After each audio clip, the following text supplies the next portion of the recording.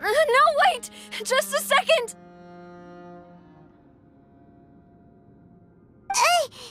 Navia? You're awake. Good.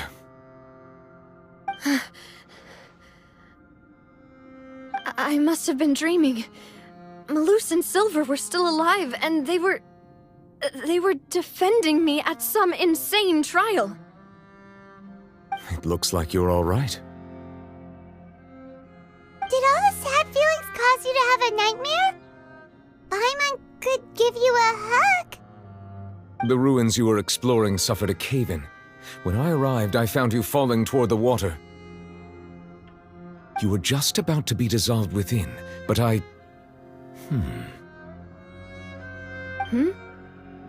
What is it? I think I saw 2 Oceanids protecting you. It was only for a moment, perhaps even a fraction of a second, but they gave me the chance to retrieve you. Were it not for their intervention, I would not have been able to rescue you before your consciousness dissipated. Wait, did you say Oceanids? You mean like what happened with Vache? Perhaps those 2 Oceanids were the people you saw in your dream. I always told them that they didn't have to protect me. To think that they'd keep doing so even after death. Please come with me.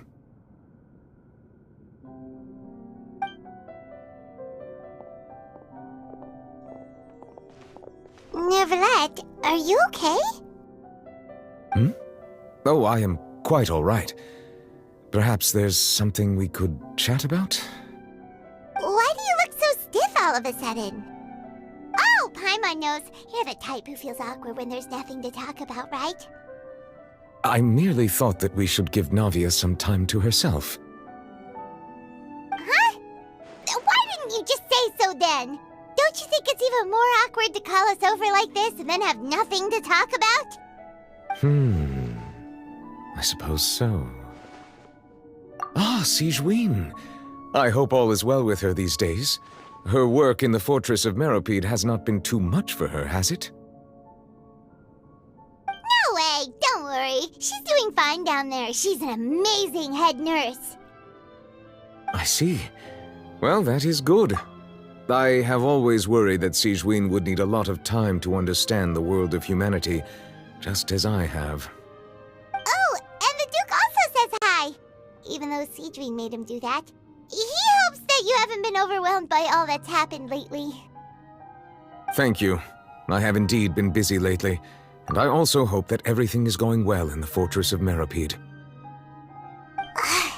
He still doesn't know what to talk about. Let's chat about something else then. So, Neverlet, you're probably quite the swimmer, huh? Yes, of course. This isn't going anywhere. Let's try something else. How did you find these ruins? Did the knave tell you? Yes, in fact. I had arranged to meet you in Poisson, but when I arrived, I discovered that the Fatui were helping the residents evacuate. They had even transported a large quantity of supplies to the area. Amid my astonishment, I ran into the knave, and we had a chat. She informed me that she had asked you to investigate the ancient ruins here. Yeah, we originally planned to meet up with you, but we thought you might still be busy with all those official documents. We didn't think exploring the ruins would take very long, and who would have thought you'd wrap things up so quickly?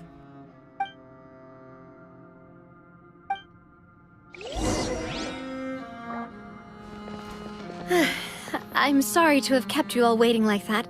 I'm feeling much better now. I guess we should get going again. Will you come with us, Monsieur Neuvillette? Yes, if you wouldn't mind my company. All right! Another one joins the party! Let's get going then!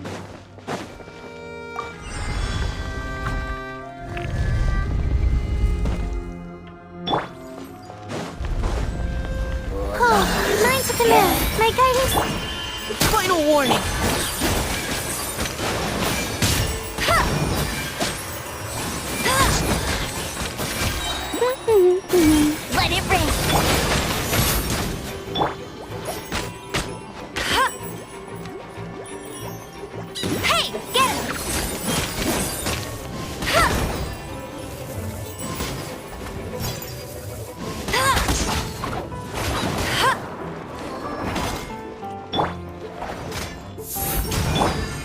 Engaging!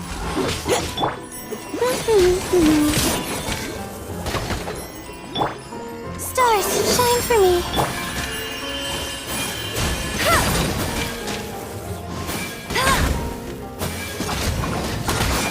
Not so hard!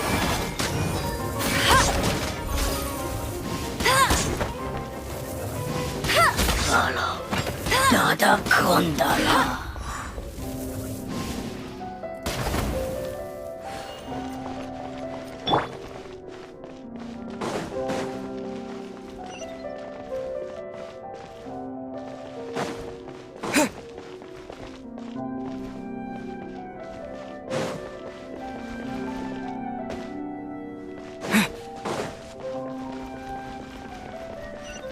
Oh no, another unstable path. Watch your step.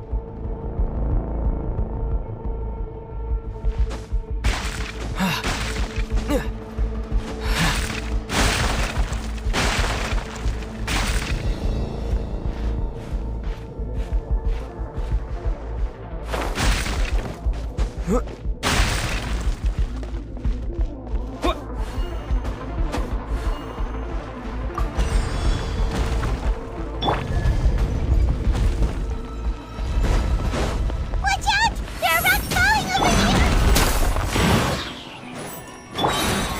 Go, Baron Button! Get him!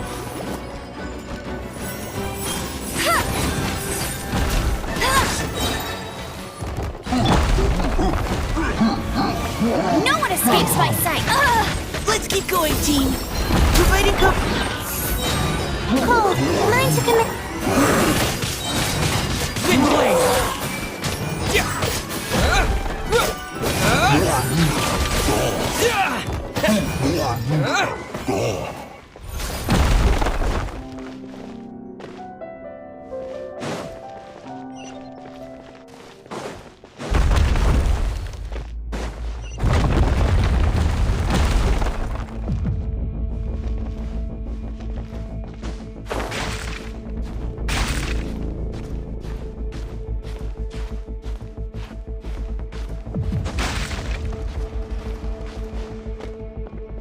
It seems we're almost at the top. Keep it up!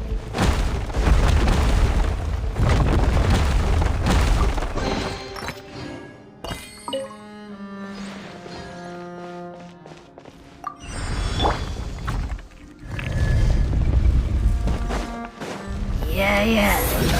You can.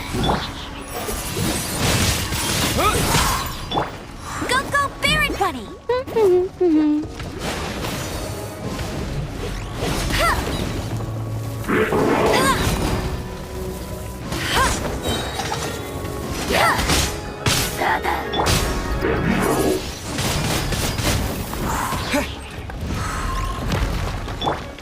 Engaging. Stars, shine for me. Not now. Let it rain!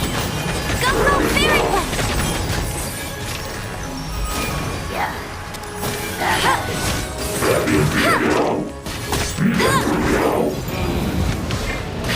Tired!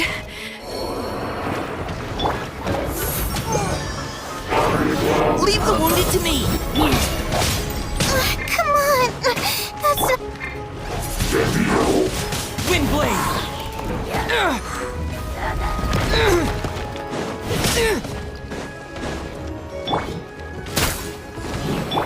My guiding stars.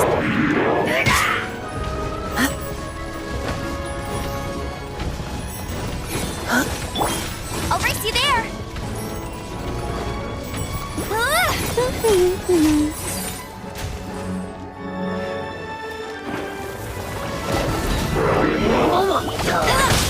That's cheating!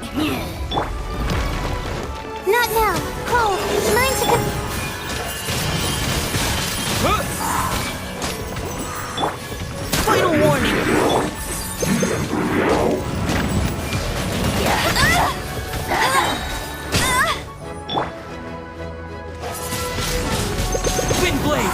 The night is cold. No one escapes my sights!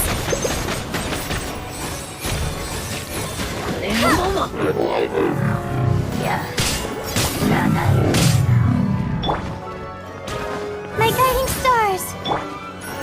Providing cover fire. Go, go, Barricade!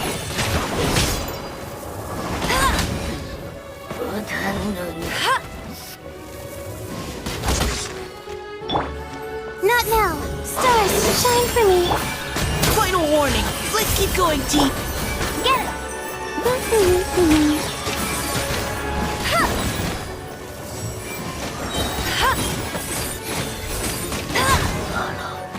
Dada Kundala.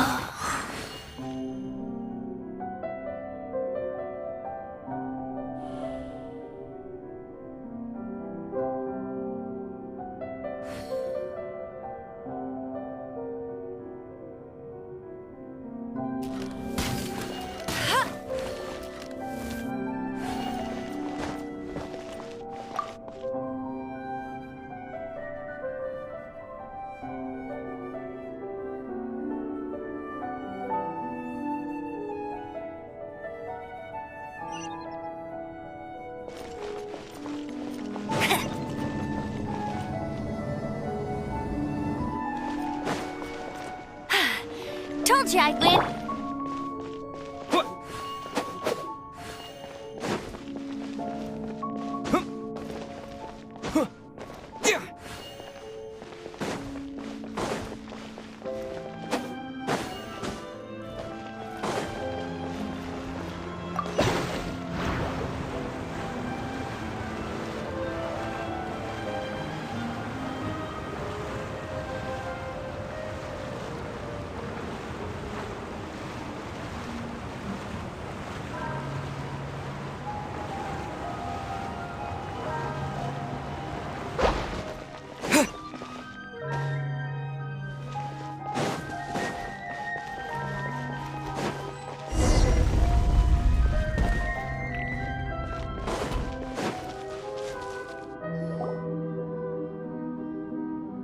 Looks like we've reached the end.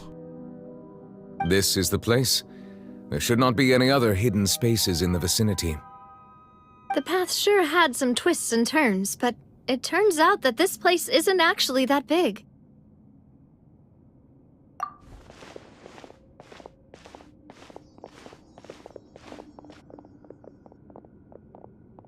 Stone slates. It seems like they were put here as an offering. Could we take them down and have a look? Perhaps we should just leave them be for now.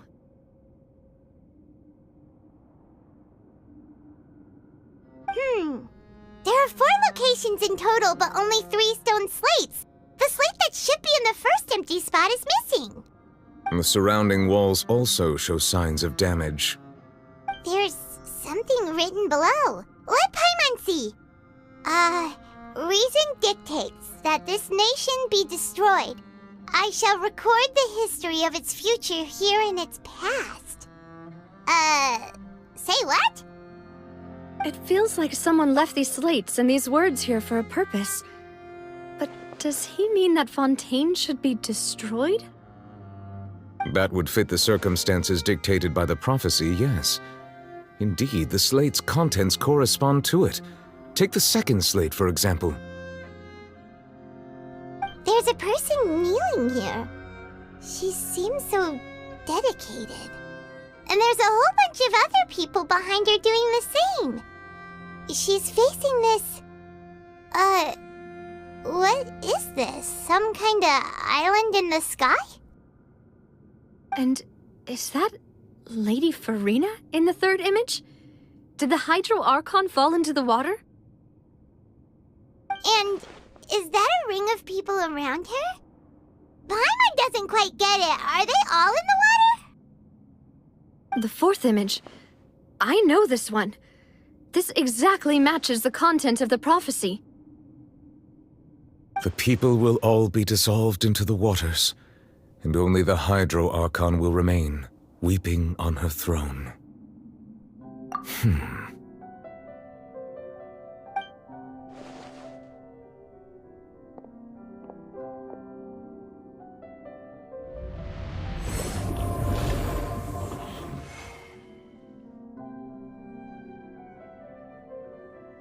More information should be hidden in these slates, but I fear I cannot easily uncover it, most likely due to us missing the first slate. I am very sorry. Don't blame yourself, Monsieur Neuvillette. Deciphering ancient stone slates isn't one of your duties. Ooh, Paimon's getting the chills just looking at these slates. This says that it's the history of the future, right? That means the prophecy's sure to come true. I really hope it doesn't mean that. Still, Paimon feels like these images are kind of weird when you look at them together. Huh.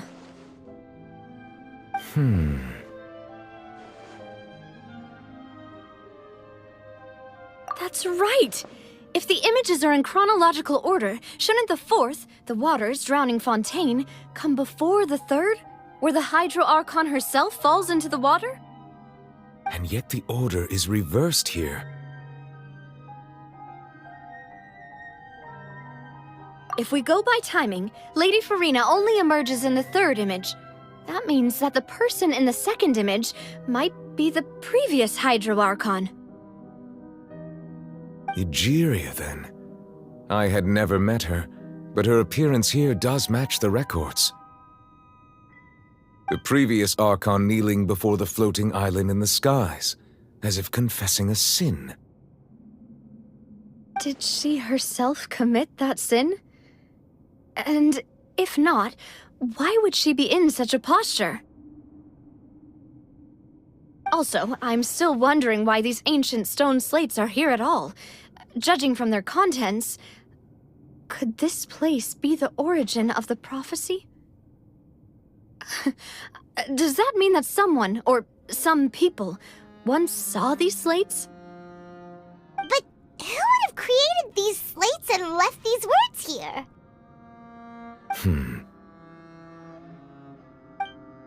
It seems that any further clues will have to come from Farina.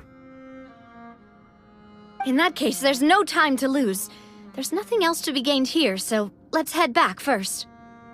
Yeah, we better get somewhere safe for now.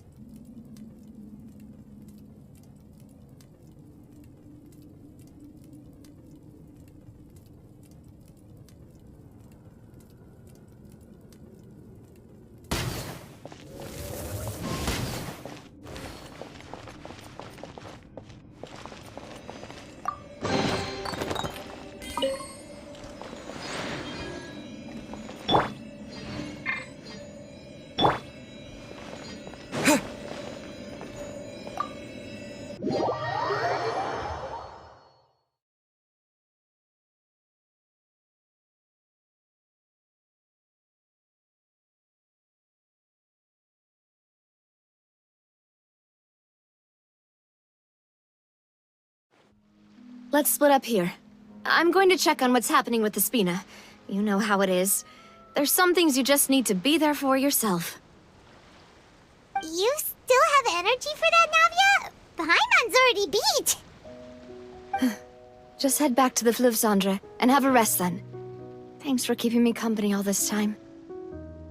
I'll depart as well. Thanks for your hard work today. Rest well, everyone.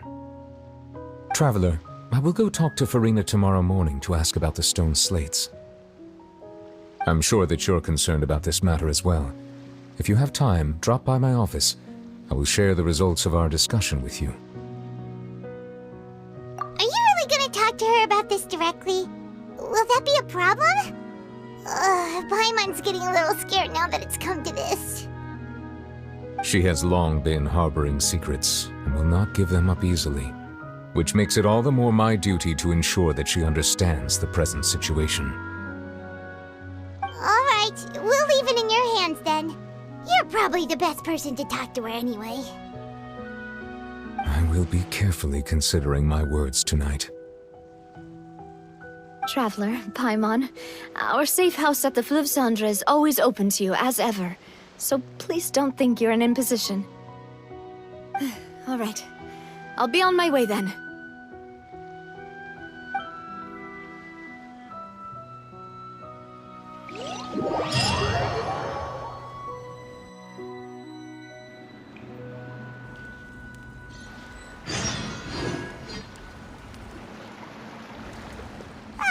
We're finally back! Welcome back. We've got a special menu prepared for you two tonight. Yay! And there's good food too! Navi, no, the boss is the best. Ooh, desserts! Nice! These are all Paimon's! Paimon's already starting to forget what happened today. Oh, that voice. Is that who I think it is? Huh? It's you two. What are you doing in Fontaine?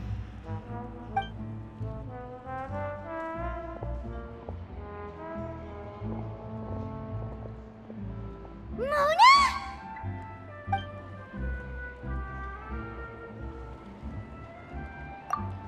Seriously, nobody just uses a scry glass whenever they've got time to just see who they'll meet on the road.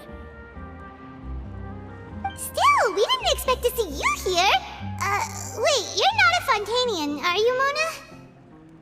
Well, I have some business to attend to here, so I booked a hotel in the city. I was just out for a stroll when I bumped into you. Quite unexpectedly, if I might add. Why did you think I was from Fontaine, though? Is that because Magistus doesn't sound much like a Mondstatter surname? Yeah, let's go with that. Well, I used to have my own surname, which was, well, some other thing. Either way, the old hag told me when she took me as her disciple that the first step to being a great astrologist's pupil was to change that name. There was nothing for it, really. She really is amazing at astrology, so I changed my name to what it is now according to her wishes. To my surprise, however, Magistus is not the name of some ancient house or clan. It isn't? Nope. Although it is used by us in place of surnames, it generally just means great. Wow! Imagine including a boast in your name. Wait, are you gonna have to put that into your genealogy as well? I reckon so. In any case, I'd give my disciple a name like this as well, if I were to take one. Astromancer Barbeloth Trismegistus. Whoa, that's a long one. Does it also mean great or something? My name means Mona the Great Astrologist. As for the old hag, hers is, in plain speech, the thrice-as-great Scholar of the Stars. Just take it as a title specific to astrologists. Thrice as great? That's so petty. I know, right? That's just how she is. She used to call herself Magistus, actually, but when she took me in, she changed her name to Trismegistus. Talk about excessive. Magistus is thus the calling card of our school, so to speak, which makes it about the same as a surname. It's all right if you don't get it. You can look into it further should you need to study astrology more deeply.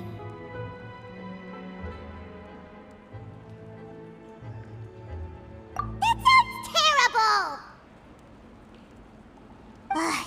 But anyway, you're not Fontanian, are you, Mona? You're from Mondstadt, right? Well, I was born in Mondstadt, yes. My parents migrated to Dorman Port, and I traveled with the old hag for a while, after which I settled down in Mondstadt City. Oh, that's a good thing then. At least we know you won't be dissolved by Fontaine's waters. Speaking of that, I'm sure you're aware that a bunch of things have happened here in Fontaine, right? I know you're not a local, but I'd avoid getting too close to any water that looks strange all the same. There's something ominous about it. Well, the water, I mean. That was the main reason, yes. Just a while back, the Steambird invited me to take part in a panel and speak about the circulation of the prophecy as an astrologist. The invitation was sent quite early on. I don't think anyone expected Fontaine to be in this much trouble. What do you make of that prophecy, Mona? Just tell us what you think as an astrologist. Your word would go a long way to make things more certain and less scary. What I can tell you is that I'm an astrologist, and that this prophecy concerns the fate of Fontaine, even that of all Tevat. Ascertaining this is akin to reading the fortune of the whole world. I'm afraid that this is not something that just anyone can do. If I could do it, you would no longer call me an astrologist, but a visionary. But on the flip side, the prophecy is so huge and powerful that it must surely come from a powerful visionary.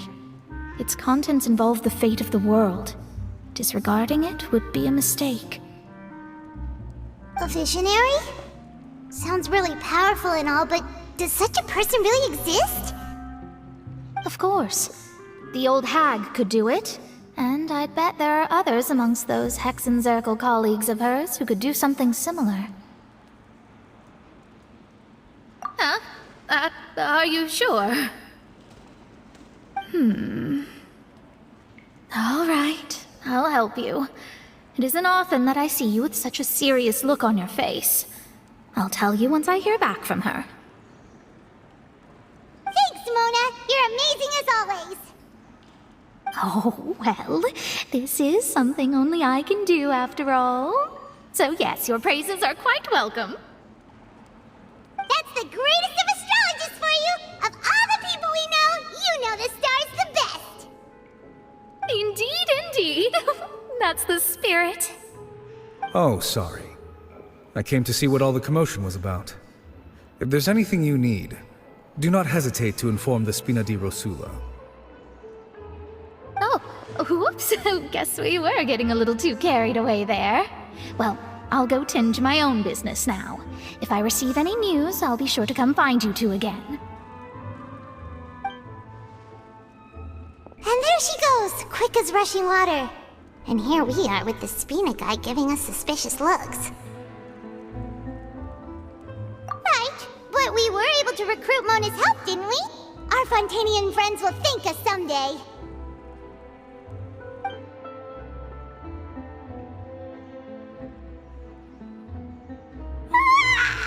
Good morning. To be honest, I'm still feeling kind of sleepy. But it's time to get up, traveler. We agreed to go see Neuvillette, so let's pack it up and get going.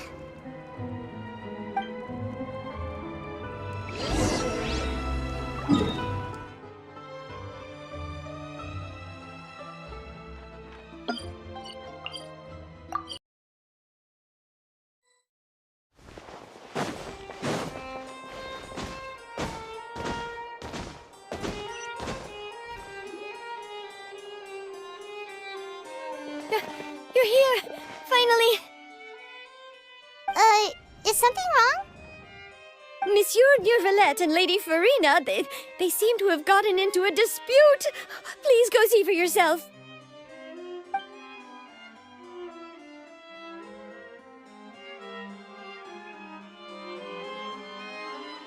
Like I said, I've already explained everything. And yet the problem has not been properly solved. There is little space for excuses between us. It is not my intention to offend you, but please, tell me where you stand. You are the Hydro Archon Focalor, are you not? Look at this. This is a list of the victims from the recent Poisson incident.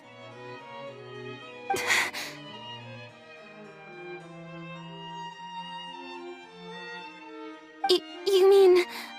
they're all...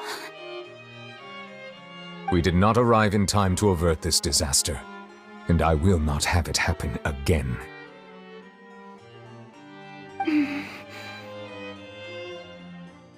I will say this once more.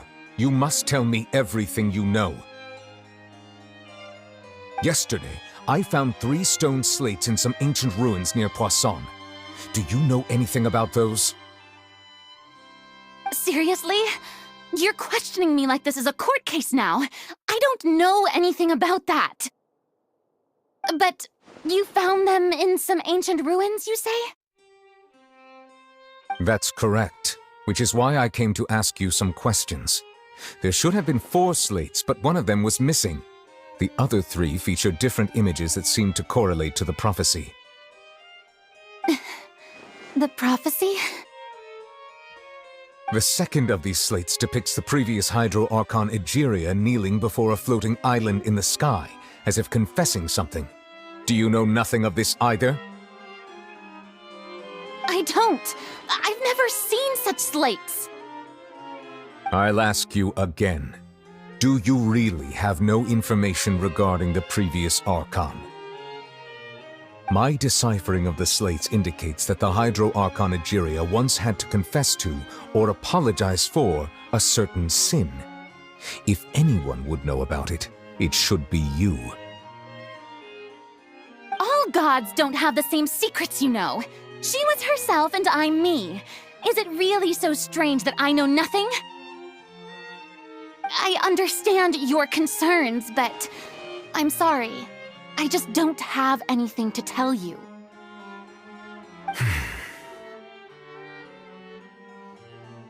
Forgive me for saying this now, Lady Farina, but I have long known of your various secret investigations into certain matters. There are several indications that you have been investigating the prophecy on the sly. This is not strange in itself, considering that you are the Hydro Archon. But it is strange that you should also claim to not know any of Egeria's secrets, as well as do nothing following your inquiries. You have never been as superficial as you have presented yourself to be, nor are you a fool. And yet, your behavior is very inconsistent.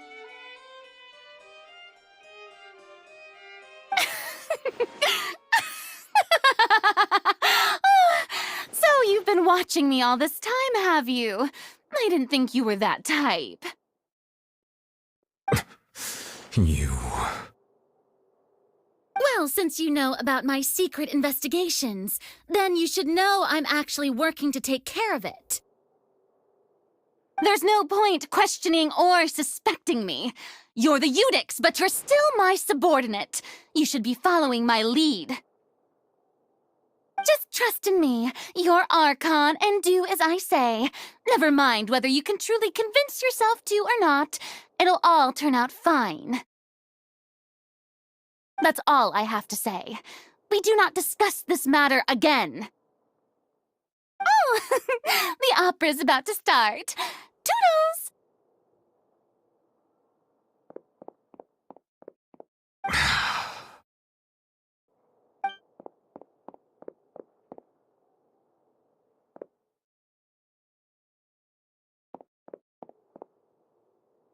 Did Farina not notice us standing by the door? Wonder what's up with her. She was smiling. She didn't seem in the mood to care if we were listening in or not.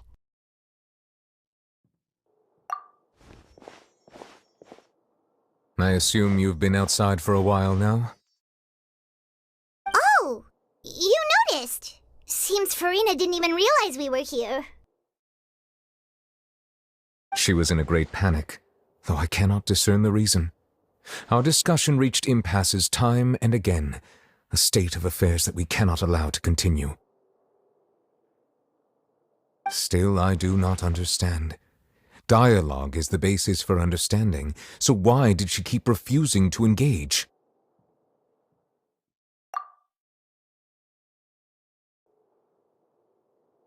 Everyone in her inner circle has noticed that she is hiding some secret. The issue is her attitude. I fear that she will not reveal anything unless absolutely forced to. We may have to create a situation in which she will have no choice but to speak. Oh? Like what? Normally, people will only reveal the truth when standing trial. Perhaps we must have the Hydro Archon experience just such a scenario. But Farina's seen so many trials, and she's really good at dodging questions. How do we make sure that she won't just slip away at the first chance she gets? We will need to consider this thoroughly, join forces with various parties, and then do what we can. If at all possible, I would prefer to recuse myself from this affair, but we must prevent the prophecy from coming to pass. This may be cruel to her, but all Fontaine is in crisis. The information a god possesses is too precious, and so we must take a chance on this.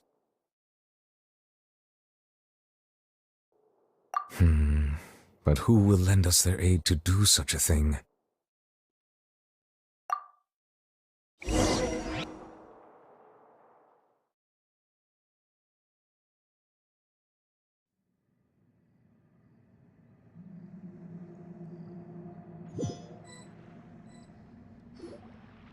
Well, that's everyone, huh? Speaking of which, it was pretty smart of you to think of hiding here. Poisson was just involved in a disaster, so it's presently devoid of people. That naturally makes it the best choice. And here you are drinking tea like it's the most natural thing in the world, huh?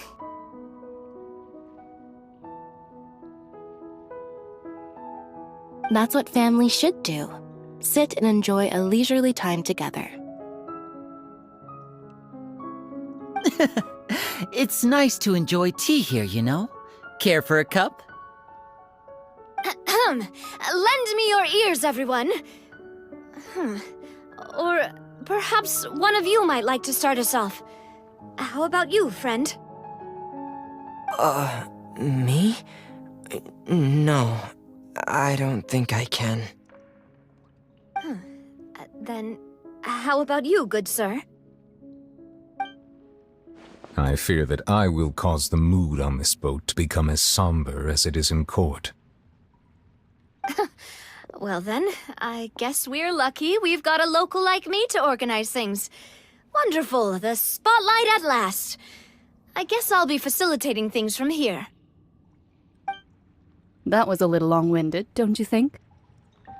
Oh, you might be right. Anyway, to cut to the chase, our friend here, the Traveler, has brought us together to discuss something. As for what that is, well, let's start by saying that we'll be pooling our efforts together to create a series of traps. Oh, how intriguing. Well, it's just an expression, really. One that I just learned from Chlorand, and use on the spot. So, let's invite her to explain in detail. A round of applause, please. Huh? Didn't you say that you would be facilitating this?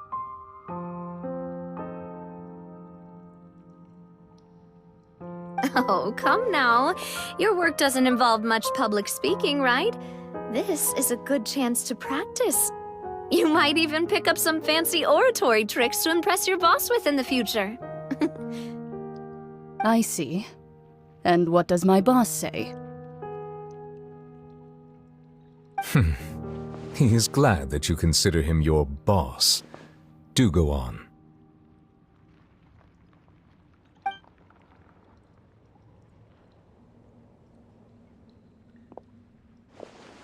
In that case, do any of you have experience hunting?